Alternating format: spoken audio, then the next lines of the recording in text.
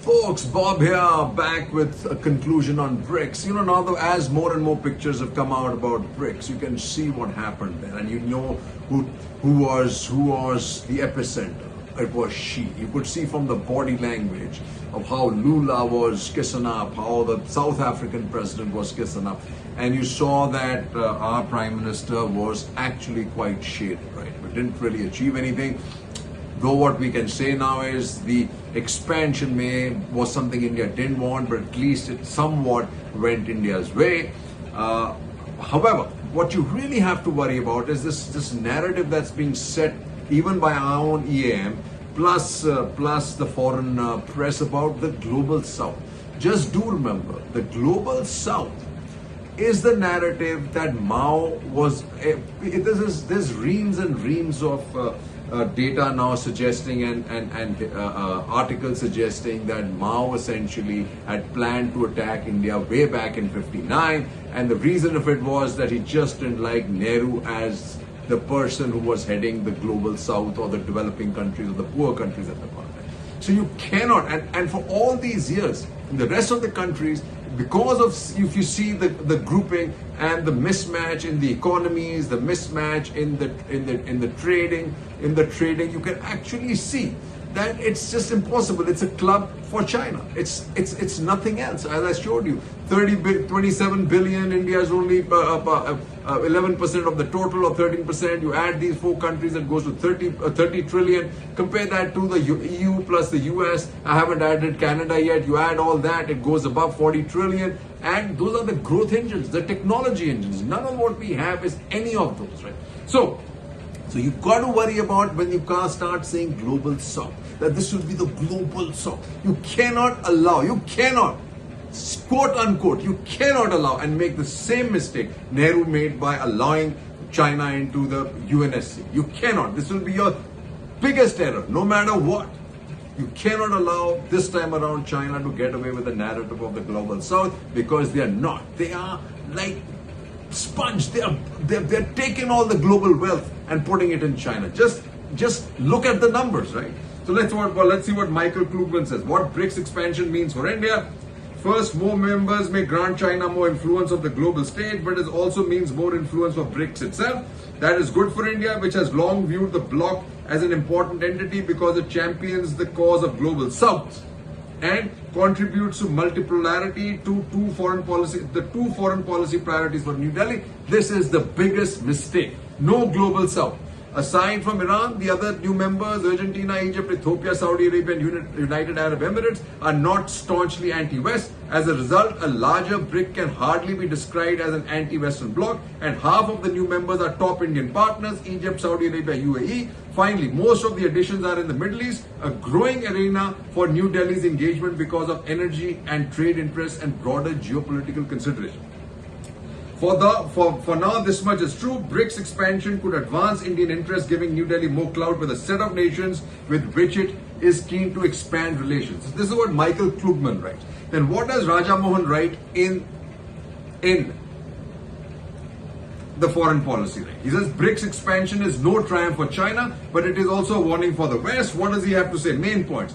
An expanded BRICS will not turn the world upside down, nor does it herald the rise of a post-Western global order. Equally outlandish is the claim that BRICS expansion makes a major victory for China, Russia, and their attempts to build an anti-Western bloc among countries for the South, or that BRICS is the core of the new non-alignment movement. It's not going to happen. The growing geopolitical confrontation between China and India already casts a shadow over BRICS and any attempt at creating a cohesive agenda. Okay. Then he says those who think of BRICS as a new non-aligned movement are unintentionally right on one aspect. BRICS will be just as ineffective as the original in turning soaring rhetoric on global issues into concrete, practical outcomes. And that's what India hopes, right? This is not the first time Russia and China have tried to promote an anti-Western coalition.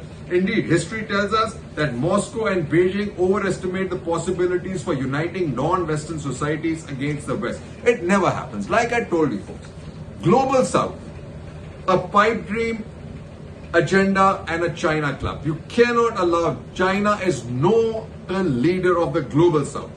Alternative financial to the IMF, as that silly Daulat Singh said. How can it be? Because every country that has taken recourse to China is now dead in the waters, overridden with debt. China does not allow it to renegotiate debt with IMF. They are bankrupt. BRIC currency, almost impossible with the mismatch of the economies. It's not going to happen. So what is BRICS really? A talk shop. And then you look at what the problems are, right? Right at the top. India, as I said, at loggerheads. The body language there for our Prime Minister was abysmal at best. The EAM needs to be held responsible for that. But more importantly, as soon as he comes, if we get a new map of China, which we say, oh, that's, we got a split a spleen without doing anything. They've taken Arunachal into their map. And plus Aksai Chin. So Aksai Chin is another matter, but Arunachal, yeah. And also Philippines, Malaysia and Taiwan protest China map. After India, now Philippines, Malaysia and Taiwan reject China's latest map.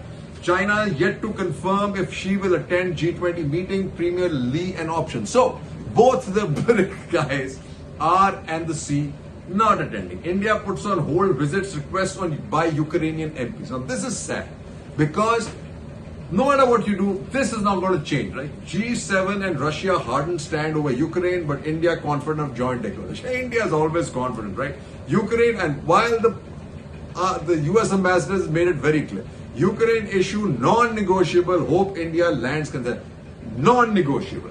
And while this is happening, 2 S-400 units by 24 end as payment woes is up. 24 end. You're not getting, folks, they're going to hogger. Luckily, we're not paying the money, but you're not getting these S-400s. Let me tell you that. And finally, EU flags petro product imports of India using Russian oil. Figure BRICS, right? EAM US Trade Representative discussed supply chain resiliency during meet. Now this is the more important one. Then you got Russia, then you have the US. That's what you need more. G20 mandate can't advance if global south concern not met. Now this is the problem with our EAM. He is clueless. He is also jumping into the same BS about global south. He is the leader of the global south. India is the leader of the global south. You cannot get the leadership of the global south through BRICS. China map comes just ahead of Xi's India trip, which is not happening.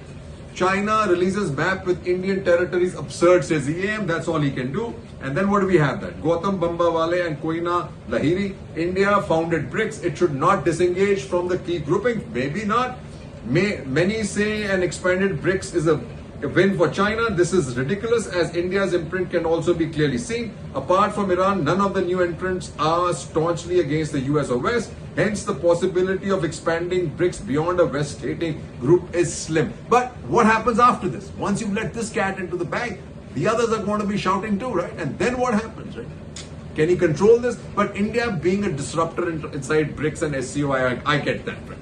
BRICS 2.0, this is by Rajiv Bhatia. Addition of 6 new members will give more heft to the grouping. I don't think so.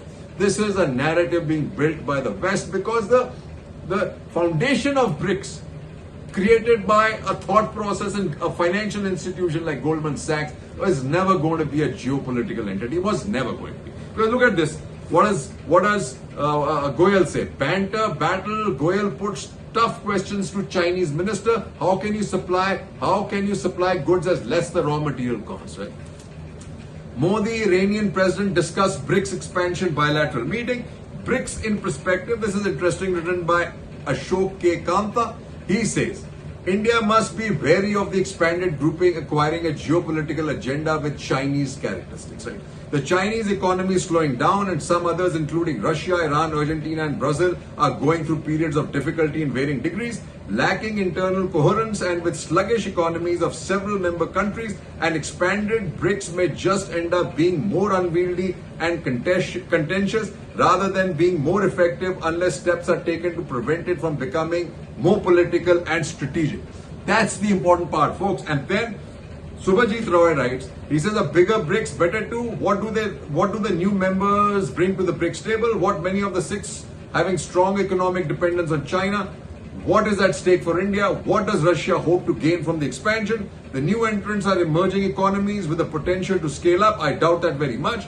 Many belong to global south or the developing countries and want to hedge their bets in the increasingly polarized geopolitical landscape. And that's about it. None of them have the ability to scale up. Absolutely not. Russia, the other major player, will host the next BRICS summit in Kazan in 2024. An expanded grouping of 11 members attending will work for Moscow, which has been facing diplomatic isolation. It will use the opportunity to portray Russia's relevance despite Western pressures. For India, the China challenge remains the most pertinent. Delhi has the unenviable task of guarding against the grouping being swayed by Beijing, which wants to pack it with countries indebted to China.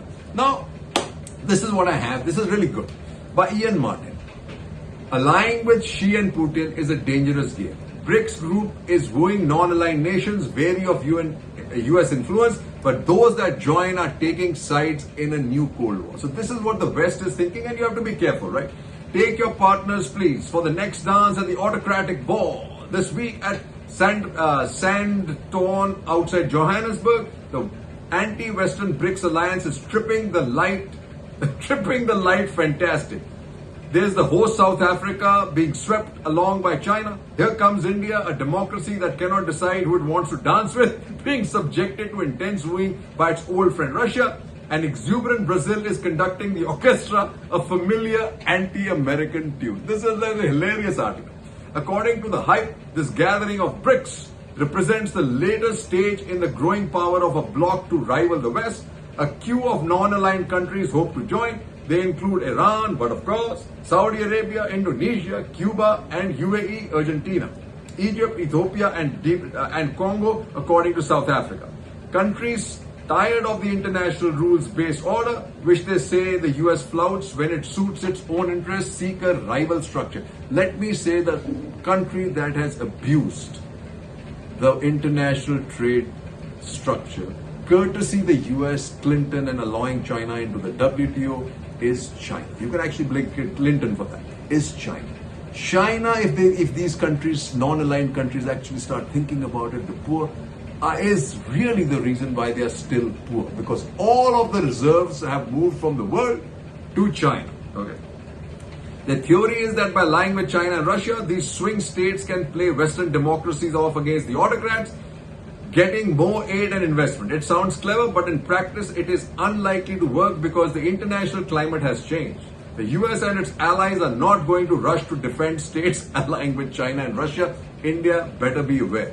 Rather, with the US now new focus on containing and deterring China and facing down Russia, Washington is asking states to pick a side in which what is effectively going to be Cold War 2.0. And when states are faced with such a choice, what is most striking is that even by sometimes compromised standards of international symmetry and great power competition, the BRICS is an exceptionally unappealing group. Exceptionally unappealing. BRICS is an autocrats club centered on two tottering tyrants. Tottering. Do remember that, EAM? Do remember that, Prime Minister?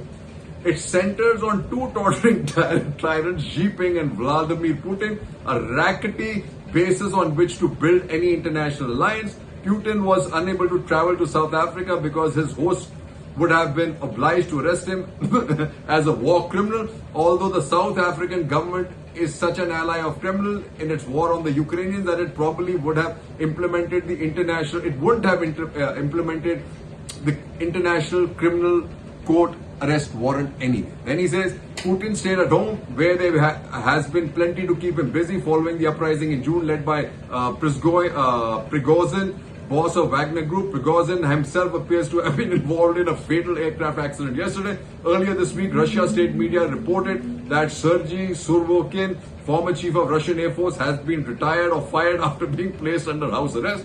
Last week, General Zitko sacked over the botched invasion of Ukraine turned up dead in Moscow following a mystery long-run illness. Now, this is what you're dealing with, right? The keeper of secrets about Putin's 1 billion Black Sea palace died unexpectedly in prison ahead of parole bid. He was imprisoned 7 years ago after serving in Putin's personal guard. South Africa's own move towards Moscow and Beijing is predicated on a belief that a rising China is the future and the West has had it. Yet that position is already several years out of date. As the BRICS gathered this week, the economic crisis in China appears to be speeding up. The question now is whether or not the economic mess turns into a political crisis and of authority for the Chinese Communist Party. Oddly, Xi arrived in South Africa and then failed to turn up to deliver a summit speech on Tuesday. Okay. The vast investments and loans to countries by China via its Belt and Road Initiative cannot be relied on either when Beijing has a debt problem at home and its economy is struggling after COVID. Help for African countries from Russian means security assistance from the Wagner Group. And how trustworthy is that? India, the smartest of the new powers and a country genuinely on the rise, is the most unusual position as a BRICS nation traditionally allied with Russia, distrustful of China and seeking better relations with the West on its own terms. Now, this is the problem for it. Moscow and Beijing will hope for a crazy US election campaign. Other governments such as Kenya flirting with BRICS and meeting China's top diplomat after signing a security pact with Britain in May have since called for alternative to the US currency to be used in trade. Theoretically, this suits China, with its ambition to de-dollarize the global economy and create a rival financial system. But given the problems at its own central bank, struggling to deal with the property collapse, the dollar isn't going to be replaced anytime soon in international banking and global trade where it dominates. Get that, folks. Those in bed with China and Russia complain that the US and the West do nothing for Africa and emerging countries. We are in Monty Python. What have the Romans ever done for us territory here? The answer is quite a bit. Actually, since President Bush's malaria initiative was launched in 2005, it has helped save 11.7 million lives globally and helped prevent 2 billion malaria cases. The West and its allies have more flaws and many mistakes, but at root, these countries are in which the concept of human freedom is central, protected by robust institutions under the rule of law. There is a commitment honored not always, but most of the time, to human dignity. The contrast with alliance being built this week in Johannesburg is stark, folks. I'm sorry this was long, but this is a brilliant article, had to be read. Folks, listen to this article, subscribe to my channel, be the first to know. 3 cheers and Jai Hind.